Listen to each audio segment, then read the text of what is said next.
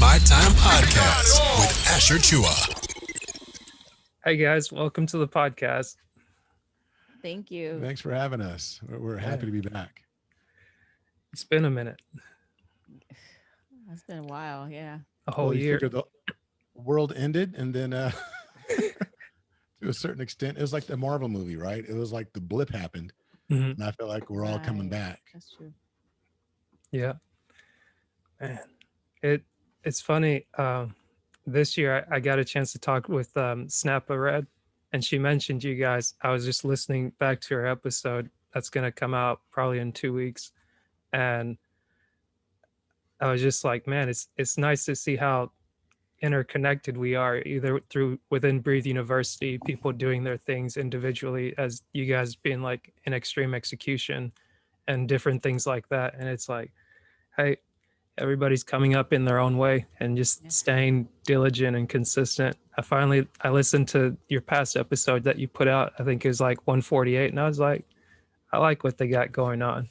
Thank Okay, you. I appreciate that. That's cool. You know, what's funny is you're right. The collaboration, it's more than that. It's about community, and I think that's one of the things that ET and all of ETA and what they aspire to create. And like to your point, talking about Snap and you and us, and there's so many others that are doing a variety of things, you know. And I don't know if you're familiar with Gizmo.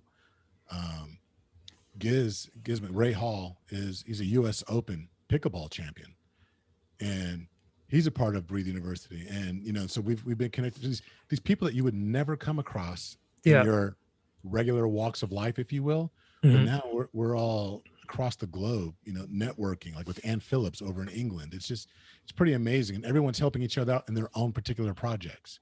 It's a Right. phenomenal network. Man.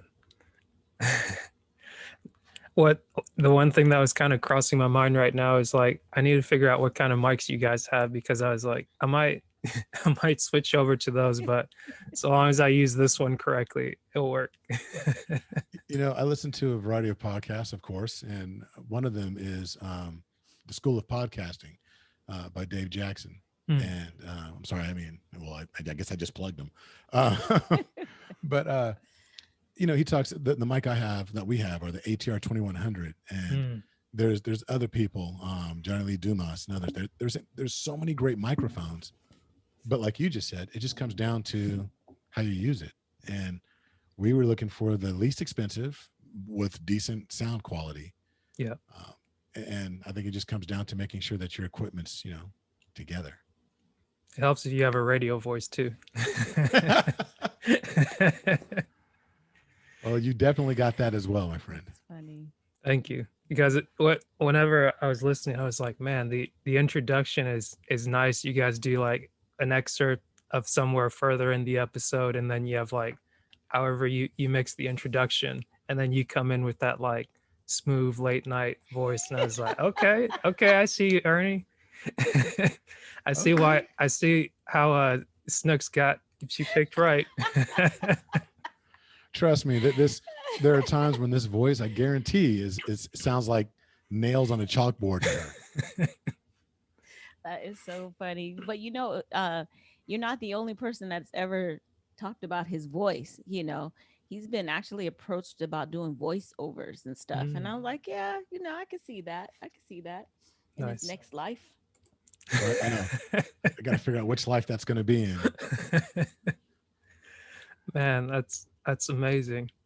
So tell me what happened for you guys in 2020. It seems like you kept your head down, you stayed busy, you didn't, or let me not imply, but like how is 2020 for you? I think that unfortunately for some, 2020 was really hard. I think for us, 2020 really kind of helped us because we were in the process of starting to do um, workshops.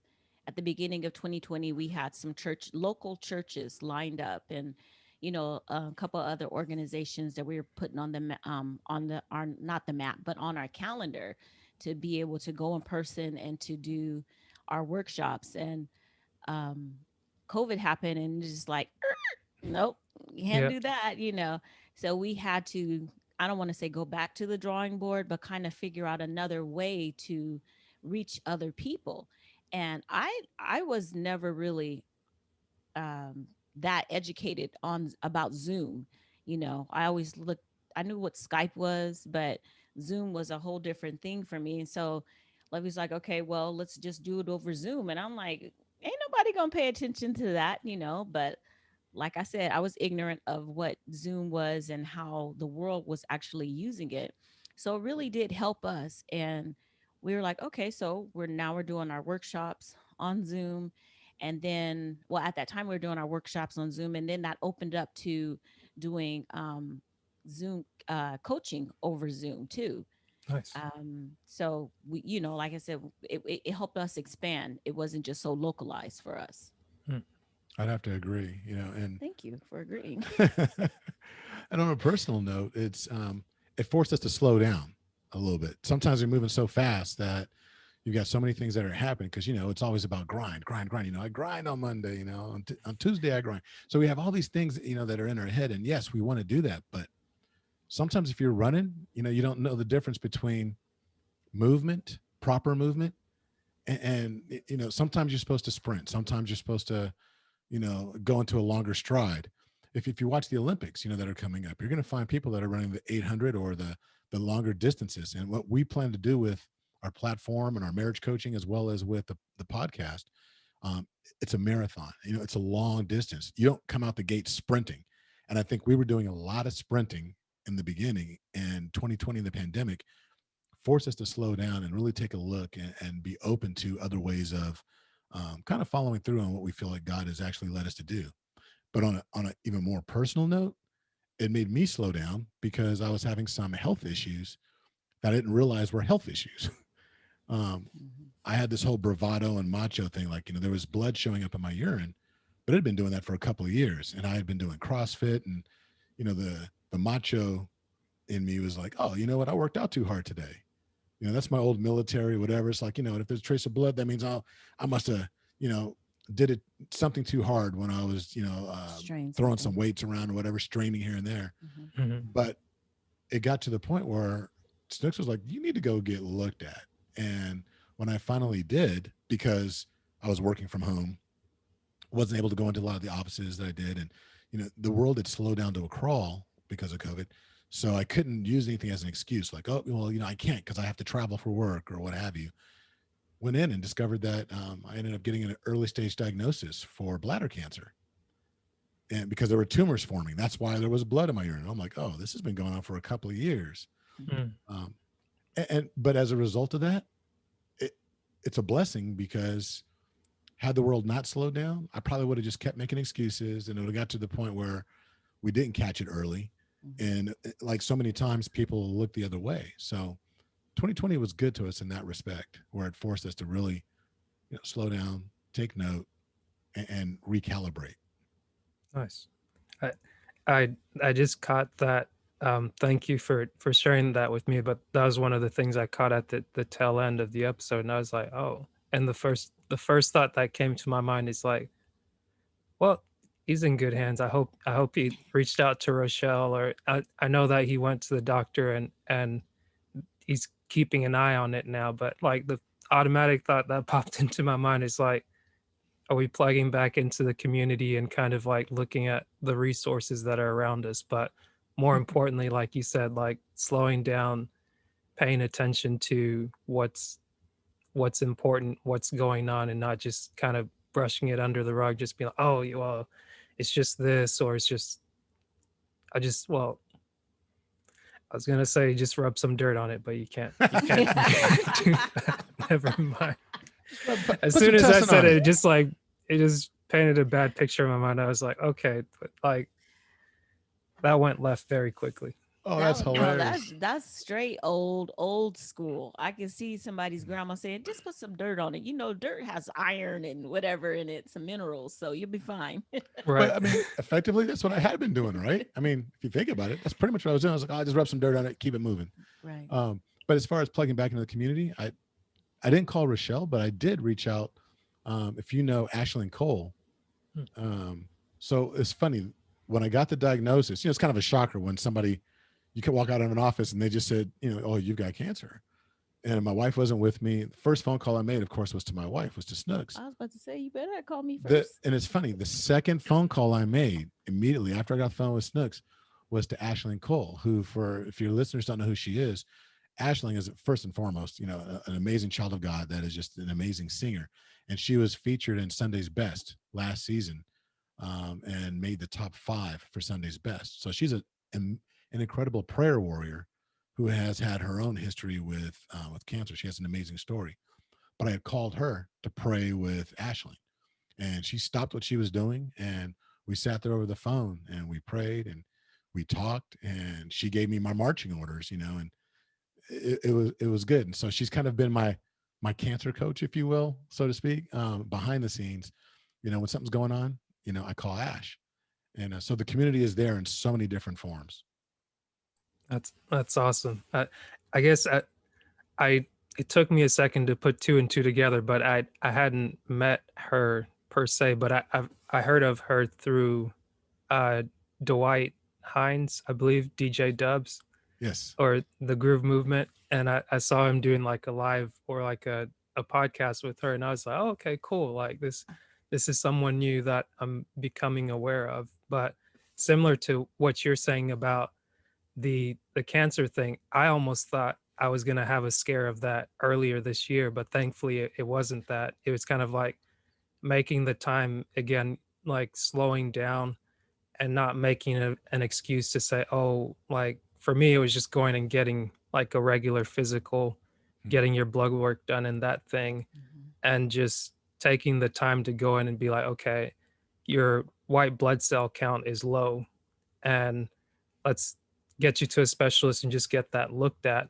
And for me, it was like the thought, because the specialist is at the cancer institute is where they treat blood and other things like that, where they look more specifically. So I was like, let me not imagine the worst, no matter what I'm seeing. Like, let me not just let that control my mind and my outcome. And like in going and seeing it's like, okay, well, no, this is normal. Like, take some B12, be more cognizant of this. And like as I was going through it, I ended up reaching back out to Rochelle and kind of tapping in and seeing what she was doing. And initially I didn't get it, but as I started watching some of her stuff where the label was like U52, meaning you only have 52 weeks in the year and you have to make the most of it, and kind of her reiterating in a talk of just like, this is something personal when it comes to health, having lost family members, having lost loved ones, not because of the pandemic per se, but because of people neglecting to take care of the health. And just those nice little subtle reminders are good wake up calls to be like, hey, every morning you wake up isn't just a just fly by the seat of your pants type of thing, but just taking a second to be intentional about what you do and don't do. Absolutely. I actually bring up a good point. I should reach out to Rochelle T. Parks. Well, because I'm looking right now. I'm going to be going to this next phase of immunotherapy in September. It's going to be for 6 weeks. But so I've been researching diets and what I should do in order to make sure that my body is primed and that it's the right place it needs to be in order to effectively utilize the immunotherapy that I'm about to go through. And everything points to an anti-inflammatory diet, which Rochelle has been talking about for the longest. Yep.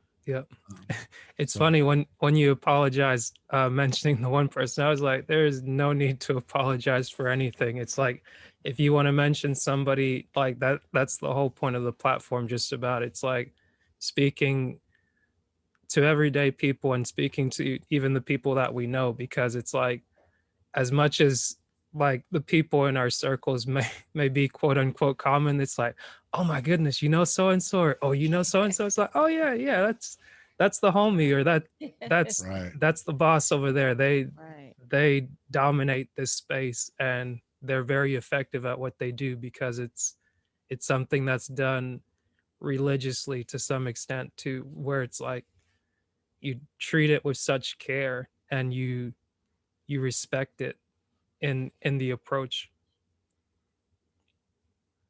agree. You know, we so many people within the community that, and it's not just this, just out and about. You see it in all throughout social media are talking about, you know, living your best life. All these tags, you know, living my best life. You know, everybody's doing all this stuff, whether it's the young kids, women, you know, you see people posting now, everyone's getting out vacationing, talking about living my best life. Well, I had posted something. It's like, how can you live your best life if you avoid taking care of that life? And I think so often we're afraid of what the doctor's going to say. And like you said, we run all these scenarios in our head, and they're always the most negative things we could possibly think of. And so then we say, you know what, I'll just put it off. But we need to make sure that we are allowing ourselves and taking care of the life that we have so we can live our best life. Don't matter if you go to Jamaica or Turks and Caicos or, you know, Dubai. If, you know, you're on a dietary restriction because you can't eat certain things, or because you're preparing for a surgery, or you can't walk right, or worse yet, you plan all this stuff and then you can't go because of your health. Yeah. So yeah, we need to get that in place. It's funny. I guess we're sticking on the diet piece for a little bit, but I'd gotten these like I reached out to Rochelle, and she gets a lot of her products through Shackley. So like I went on there and like ordered some things, and it's like, oh, here's some bonus things if you want to do like a 7-day cleanse or whatnot. And it's like you're supposed to take some pills for the morning and some pills at night. And I think maybe I'm 3 days in or so, and I was like, it probably is not very effective if I'm sitting here taking these pills to be able to clean out your system, but then I'm stuffing myself with like a whole tray of cookies, ice cream, Oreos, the likes. It's like something's not right there. So at least on the back half, let me adjust what I'm doing. And in speaking with my trainer yesterday, it was we had to cut our workouts down to like one time a day just due to my availability. But it's like my endurance has significantly dropped. So it was like, well, just because we're not meeting, you can't be doing nothing. So I was like, okay, well, I'll make the time to get up and go walk in the mornings if I have to alternate days, or just get up and do 10 push-ups, just something simple to be like, okay, you're moving your body, you're stretching, and you're maintaining what you've already built up. It's like you did good in your 20s preparing for 30, but don't forget about 40. Kind of like Jamal would say, like, I'm getting ready now for the body of tomorrow, or for the guy that's coming tomorrow. Yeah. Amen. That's true. Absolutely. So one thing that I'm curious to ask you guys, in listening to your last episode, and I think it's fitting with the time now, as we're talking about summertime, and just, I guess some people would say this is like the sowing season, and then the fall time would be come harvest time. It's like, okay, well, here's all the things that you put out, here's all the things that you get back from what you did during the summer.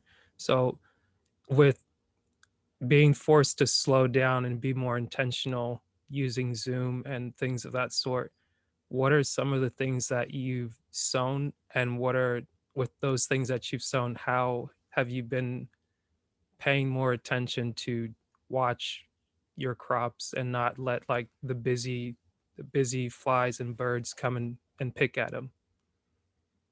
Great question. No, really? Oh, man, Asher's coming with the heat.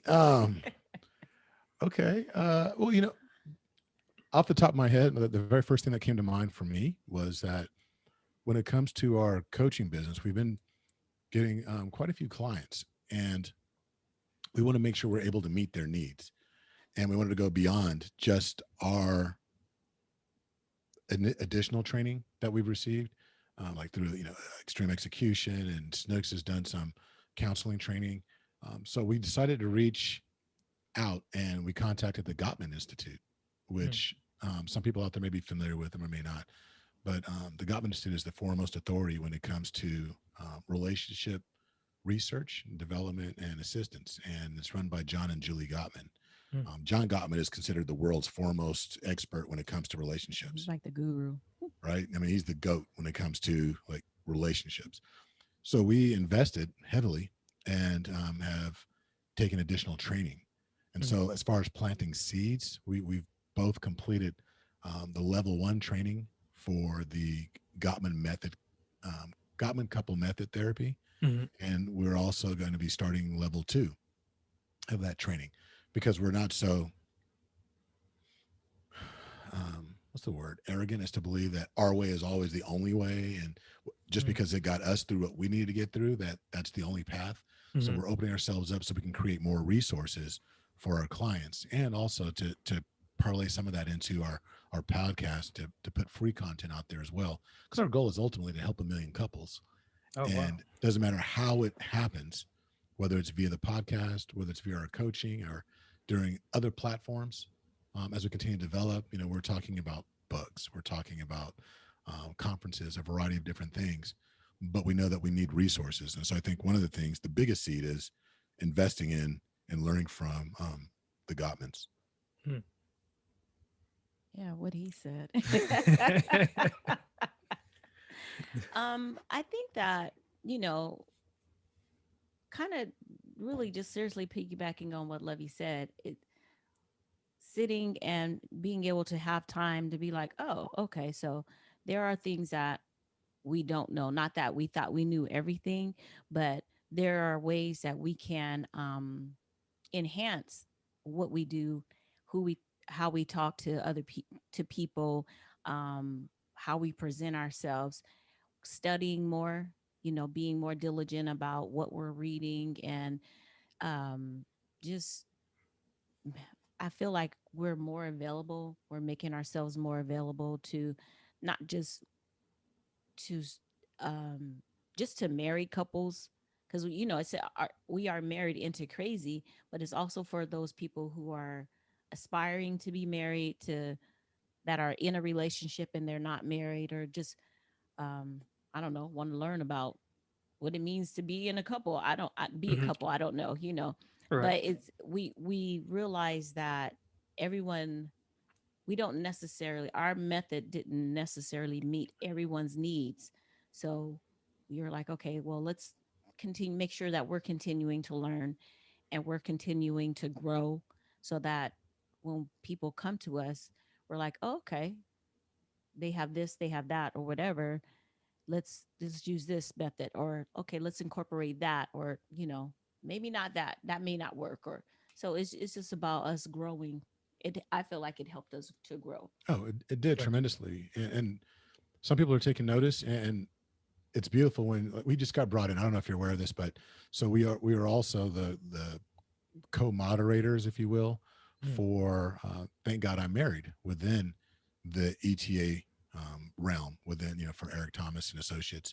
And so Quest is the director. Quest Green Right. Right. is the director, and so Quest has asked us to come in and be co-moderators. And so there's Sundays where Quest is running the show, and then there's other Sundays where we're running the show, and, well, I should say leading the discussions. Let's call it. Right. It's not running it, but leading the discussions and talking with people. And um, so that's been good, because we recognize it's not just about Married into Crazy. It's just about all those other platforms that are out there, because at the end of the day, the goal is to lift the covenant of marriage. It's not, the covenant of marriage according to Married into Crazy, or the covenant of marriage according to the Gottman Institute. It's just, Mhm. it's God's covenant of marriage, and we're lifting it any way that we possibly can. Mm. I guess what's one thing that you found is different, going through like the extreme execution training or looking at disc, and then going and getting training through like the Gottman Institute, and seeing like from a relational perspective, how has it been different or similar? Like how have the two things been able to kind of complement themselves for you guys? For me, I feel like it they complement, just because I know how to. I'm saying I know how to, but when going through disc training, my understanding is a bit better on how people not just relate, but how they receive information. So I could give information from the Married and the Crazy perspective, but I have to learn how to give information from that perspective to the be able to give it to them the way that they'll understand it, if that makes any sense. In my head, Yeah. sometimes I make a lot of sense and then I'll say it and Lovey's like, what? So, but if I know how to speak to this individual, I feel like I can relay information better because they'll understand it that much better. Mm. So Lovey's personality is different from mine, or the way that he solves or deals with issues is totally different from mine. So with the disc, I think they go hand in hand, because like, okay, you talk to this person with this information and they receive it with this way, or Mhm. so it's a compliment. I think it's more of a compliment than a difference. I don't want to say a difference, it is different, but it just complements it that much more. Yeah, and I think Snooks is spot on, because at the end of the day, it's just a question of semantics. Mhm. We're talking about whether you're looking at DISC, the way that we were trained through Intermetrics and Eric Thomas and Associates Mhm. with the Extreme Execution platform.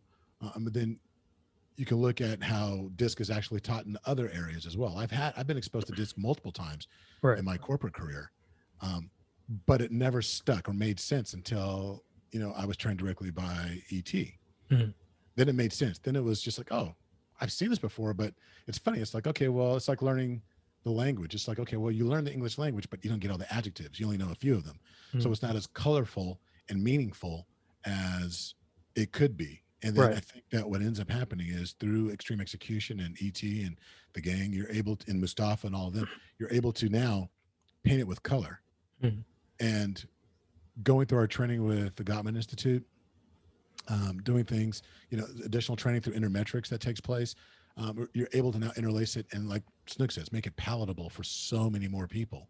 Right. And it's even given us the confidence now to kind of step out on our own. All of our training comes from initial training comes from Extreme Execution, but we're able to step out now and make it more married into crazy. So now with our clients, what we do is we've transitioned to where we change the vernacular, we change the vocabulary a little bit so that it fits kind of what we're doing. So we've incorporated like the four elements of taste that comes Mhm. from West African tradition, and it is utilized in some weddings, and we use those four elements as a way of describing the traits within DISC as well, as opposed to using the more traditional ones that we've always used in ETA.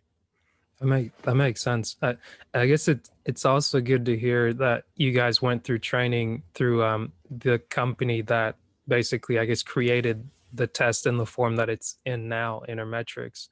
And one thing that I was able to do this year is train through someone else that learned from Intermetrics, but also made it their own. But I don't know if you guys took the similar test where it's like, instead of just studying the disc or learning how to be a disc facilitator, like being able to do the values and the attributes test as well. Have you been exposed to that?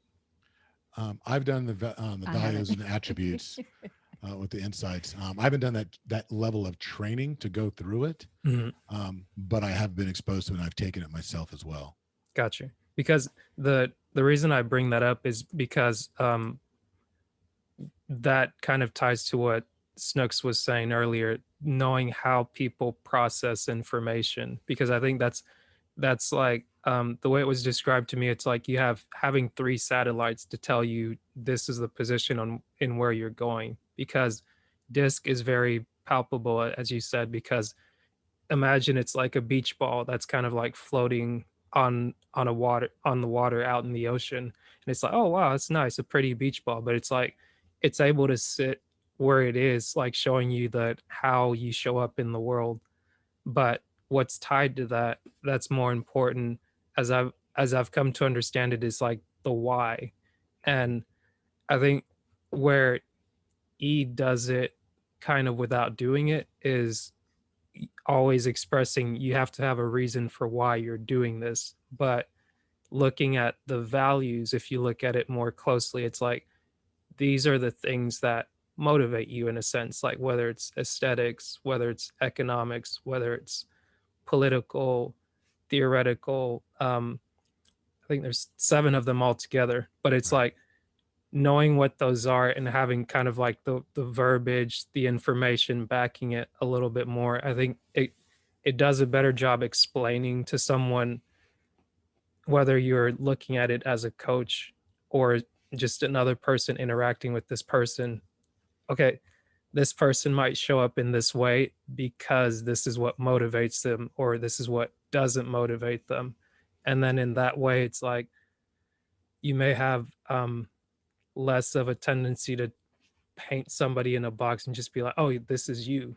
It's like, you, just because someone takes a test, it's not fair to just say, okay, all your life is defined right here, and That's right. there's no room for you to grow, or there's no room for you to be able to kind of like move and adjust. But something that I find great, and I think it's worked well for you guys because you've made it work for you, but like being able to take your trainings that you do and apply it directly into your business and into your everyday, that you have coaching and counseling as a regular part of what you do. I think that's a that's a beautiful thing versus trying to build from scratch something that's not there or something you're not completely clear on. It's like it's a little bit tougher.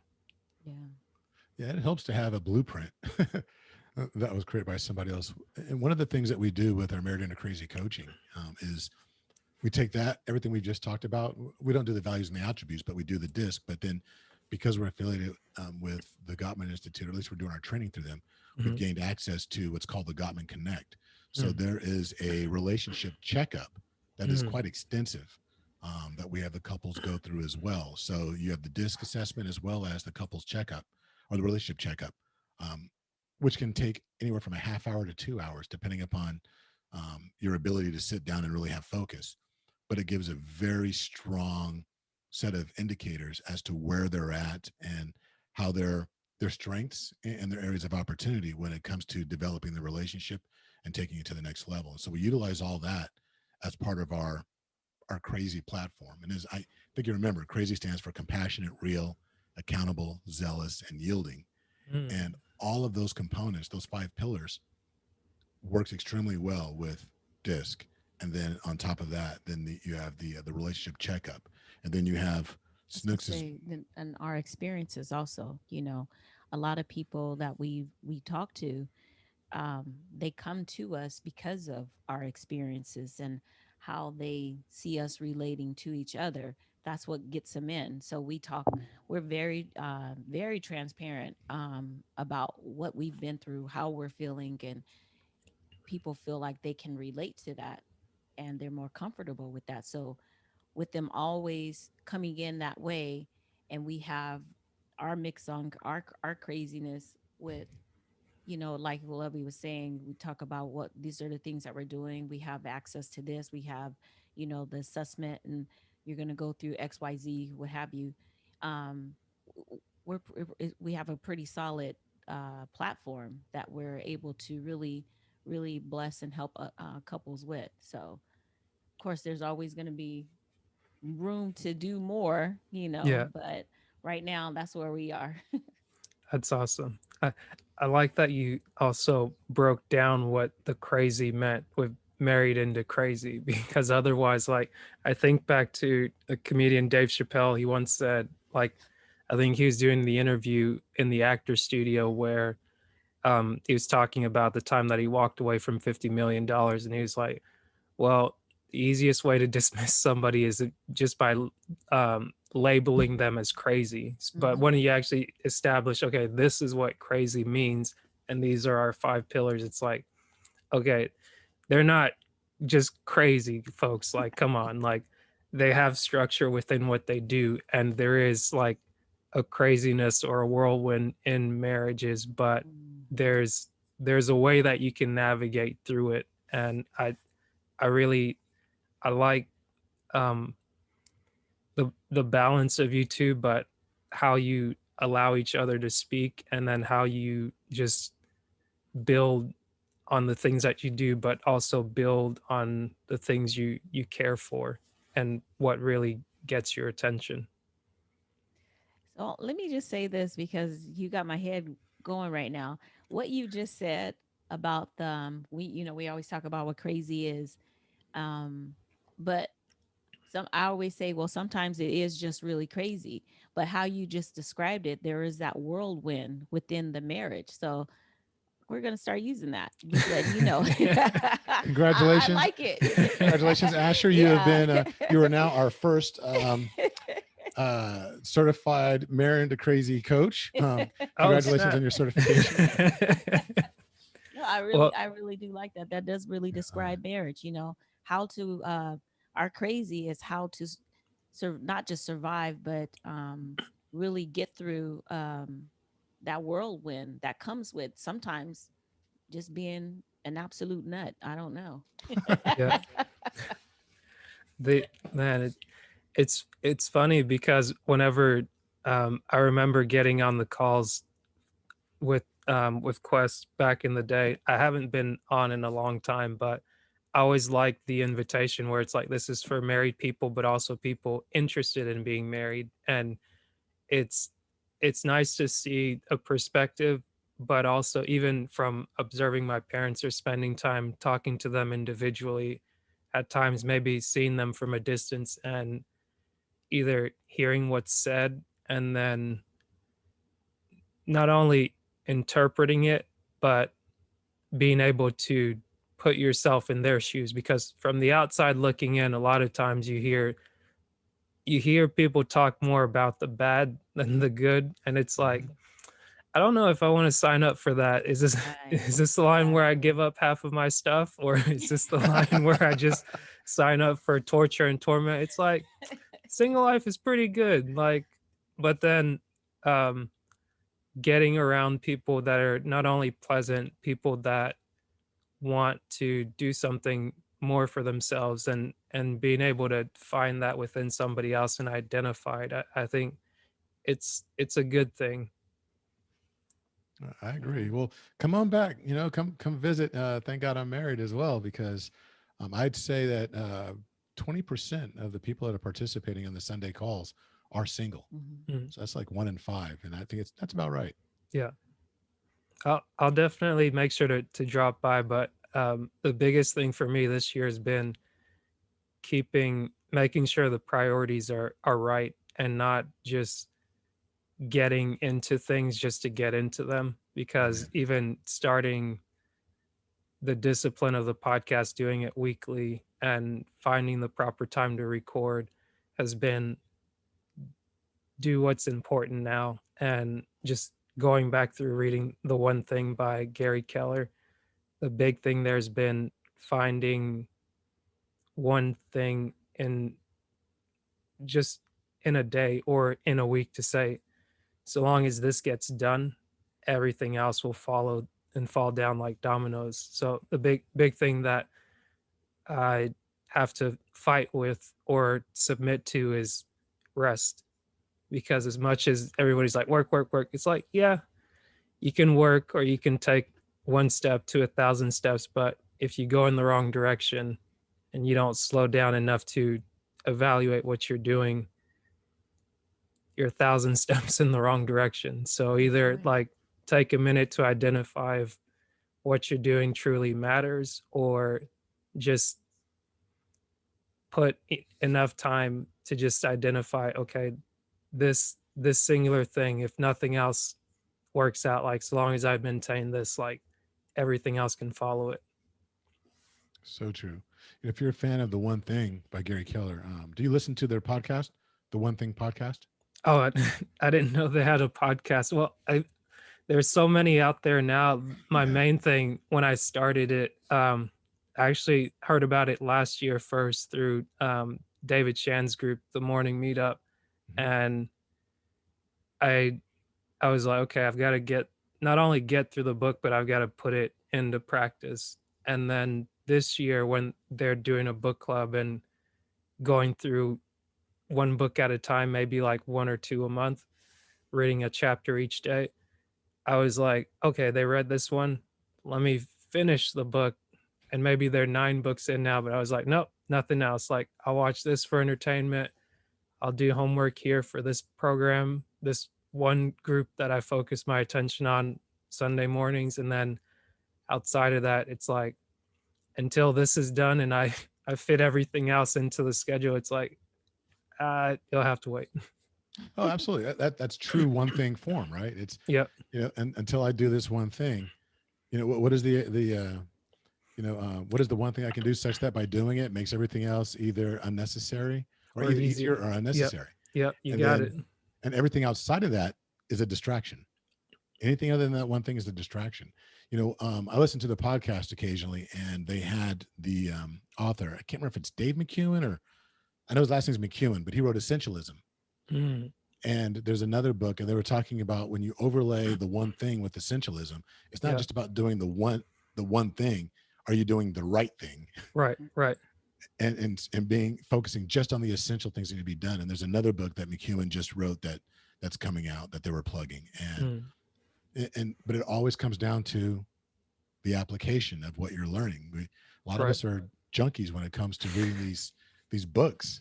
Oh, self-help book here. I'm gonna read this. I'm gonna read that. I'm gonna read that. Did you read all those books? Well, yeah, I read them, but have you applied them? Right. It's funny because when you mention essentialism, like being in Dave's group last year, at the time that we were starting to read that, like within BU, we started to break out into the individual personalities. And then being a high S, like I got into the chameleon group at the time. Now I think it's like the grounds crew. And we started going through books. I think we did The Power of Habit, but then essentialism came up. And it was interesting kind of reading those two or listening to those two books at the same time. There's a lot going on here. So it's like more reason to kind of slow down. But I think to your point, it's good to like overlay things and also being able to apply it. But it does come down to slowing down. And it's the same thing when it comes to marriages. When we talk with couples, whether it's in group settings or when we're doing our couple to couple coaching, we try and get down to the essentials. What's the most important thing that you're going to be able to focus on that's going to take you to that next level? It's about the experience. What experience are you trying to have in your life? And whatever that experience is that you're searching for, that needs to dictate what your goals are and what you're aspiring to, because ultimately that's what can you stick to. That's going to determine what you're willing to do on a daily basis. Yeah. I'm curious with your couples counseling and coaching, have you like can you give me a peek of like what it looks like or how it starts? Because like the two of you, do you both coach them or you both communicate, like it's a four-way conversation? Yeah, definitely. We felt that it was important because a lot of times when you're dealing with couples, a lot the opposite sex, if it's a man coach, Mm. then the woman may feel like, oh, bias because it's a guy, and vice versa. The man may feel like it's going to be biased because it's a woman coach. Mm. So we feel like we bring our own kind of unique perspectives. I won't say unique, but our sexist perspectives maybe. Because I'm a woman, she may feel more comfortable with me, and the guy may feel more comfortable with Lovey. So when we first start, we okay, they come in and we talk about what they would like to get out of it, why they're here, and we just give them some background information. Basically, they kind of already know about us, but we may go more in depth about our story so that they can know that and feel more comfortable. Like, oh, you're not coming in here just jacked up, like, oh, we will think that, you're so messed up. It's like when you hear our story, you're like, wow, oh, okay, we ain't that bad then, So They're like, oh, we might need to yeah, counsel we them. might, I don't know. So, first things first, we always want to make sure people feel comfortable. We want you to feel comfortable. No judgment or anything like that. What's said here stays here. And we just like we do a oral history. We go through um, the disc. We go through the Gottman Connect, and then we just start applying principles as they may come up. We don't necessarily, as we have our structure, but we also give them the opportunity, like if when they come in on that week and they're Mm. like, yeah, this happened, so we need to address this. And so we make it live, and we're like, okay, so let's get it. Let's, let's Right. talk about what happened. Let's go through whatever. And, We also apply some dyadic principles where we don't want it to be where we're just sitting there on this side of the screen and Mm. pontificating and saying what you need to do and what we think you should do. It's not like that at all. It's our coaching is very similar to if we're having a barbecue in the backyard, we're sitting around the fire and we're just chopping it up.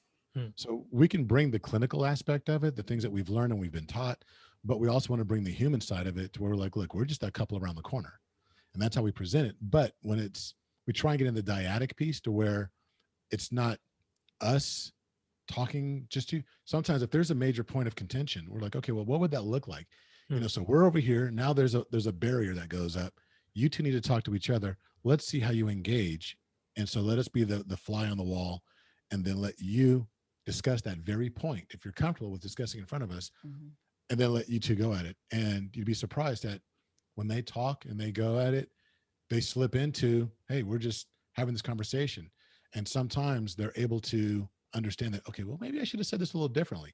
But it helps to have an outside, third party that's going to sit there and be able to say, well, this is what we observed with no judgment. We're not saying one individual's right, the other individual's wrong. It's that this is what we saw. So by doing it like that, also, I feel like there have been a lot of aha moments where, because when you're in the heat of it, you're just in the heat of it. And when someone is watching, you're like, okay, so this is what we saw, maybe this, maybe that. And then they're like, oh, you know what? You're right. Because I could have an argument with Lovey, and then I'm going to try to remember this whole thing that happened, and a week later I can't really say everything, or and there's no one that's there to point out that maybe I was wrong for the way that I said it, or I came off this way. Mm. So being able to just see that and being on the other side, like Lovey said, we're like, yeah, we did see, this was, and maybe try this. And they're like, oh, okay, you're right. And so we'll say, okay, basically that's kind of your homework. So when we meet back again, you could tell us how that worked for you. And we've they're just like, you would not believe this worked so well, because we were able to have this conversation in front of you and really see what we were really doing. Of course, I'm thinking I'm not doing that, but I saw that I was really doing that. So it works really great. It's funny. There's Awesome. times when people have had challenges and they sit there and say, we had this conversation, and remember, your sister was there or your brother was there, and they said that, well, someone said you said this, and then they immediately dismissed, like, no, I didn't say that. You're only saying that because, that, of course, you're his brother and and they think there's bias. With us, there's no bias. And so when we sit there and say, okay, well, this is what we observed. You said this. No, I didn't. Yeah, you did. And we were here. Right. So let's run the tape back. Right, exactly. And Yeah. that's when they're like, wow, I didn't realize I even said that, or I didn't mean to come off like that. And I go, that's like when you're talking about when you get into the attributes, right? And it's like, okay, so no, you didn't mean to say that, but let's discuss why that even came about. Are there some unaddressed issues, coming from youth, coming from previous relationships? More times than not, what we're doing is not really addressing what's going on right now. The Right. symptom, because everything we discuss, we see is a symptom. Yeah. Right. And what we need to do, our goal is ultimately to get to the dis-ease of what's going on in the relationship. And that dis-ease or lack of ease stems from something that happened a long time ago. The problem with modern medical is that we focus on symptom. Okay, well, how are you feeling? We get into that. I know. Just have to be like, oh, you're starting to preach now. No, but so we really try and go a little bit deeper and help people recognize that for themselves and go in. I'm sorry. No, you're good. That's awesome. I was sitting here thinking, just whenever you brought the attributes up, I was like, well, we won't get to it now, but at some point in the future, if you guys would like to, I know you've already taken it, Lovey, but Snooks, if you would like to, I can send you guys a link that I have, and we'll set up a time in the future so that I can kind of show you what I've learned and be like, okay, here's the top level, here's your motivation, and then at the core, like, here's how you process information, and knowing how you process information, here's where it can work to your benefit. or as a hindrance. And then that way, back to what you were saying, it's all a matter of what's happened in the past and like the paradigms we keep. And so long as you understand the paradigms you have, you can change the outcome. And just by reversing the flow of what you do, instead of just like, okay, this happened when I was little, or a lot of people have the not a lot of people, some people that I've met or seen in passing, whether it's on social media or something, they have the phrase to say, guys, it's usually coming from a woman's perspective that says guys aren't anything. And usually it's like, you're not right, but you're not wrong. I think it's a big thing to do with the environment that you have, or the things that you're exposed to. That's And right. like you guys have probably, more I'd say not you, you're familiar with this in the sense because it's like you're studying it, like you understand that your environment plays a big role as to how you turn out, but also like what you're exposed to knowingly or unknowingly is always vying for your attention. So you might get all spun up into something and be like, well, so and so said my butt looked big or something. It's like, okay, well, maybe it's because Baby's Got Back was playing on the radio and that's just playing on repeat. Right. Terrible analogy, but for some No. reason that popped into my head. But I guess as I say that, I'm pretty sure within the counseling and coaching you guys do, you try to keep it fun, regardless of like Oh yeah. where it is. It's like we're humans at the end of the day. So let's not turn into machines that just pontificate and just go on and on and on. It's like, no, like have fun, make mistakes, but at least in your profession, you're there to show people, okay, this is real life. Exactly. Exactly. Yeah, if you lose that opportunity or that ability to laugh at yourselves, then there's a deeper problem. There's a challenge there, and you can't find solutions if you're taking yourself way too serious all the time. Lovey used to be like that. I had to tell him to calm down. And I saw the light. I'm like, relax. It's okay if you slouch a little bit. Like, no. It's the military in you, huh? It is. I go back and forth. You probably saw me here adjusting a few times, like, oh, I'm relaxing too much. Oh man, that's funny. Well, let me not keep you guys too long. Before you go, if you would let people know what to look out for. I think that we'll be doing our workshops, and just kind of just keep a lookout on the platform at what's coming up. We have some things that we want to do. We don't have any specific set dates yet for any of the retreats or conferences that will be coming up, but that will be something that Married and the Crazy is going to do. Have our retreats and some conferences. So right. And so you can always stay in tune with what we're doing if you go to marriedintocrazy.com. Right now, the way it looks is going to be very different. So by the time people hear this, it should be the new refurbished, if you will. We're in the process of rebranding. We're working with a consultant that we met through the community originally. And there's a lot that's going on. There's a lot. And so we hope to have all the offerings up by August/September. So by October, we should be kind of running a mile a minute with our new platform, our new look, with some new offerings as well. The coaching is always going to remain, but just the manner in which you might be able to gain access to it through a new website and a series of webinars. Awesome. Thank you guys for joining me on the podcast. you too. Will do. Thank you, and good luck with your podcast as well. Thank you. You guys All right, Asher. Take care. Take care. Bye. Bye. This is the It's My Time podcast with Asher Tchoua.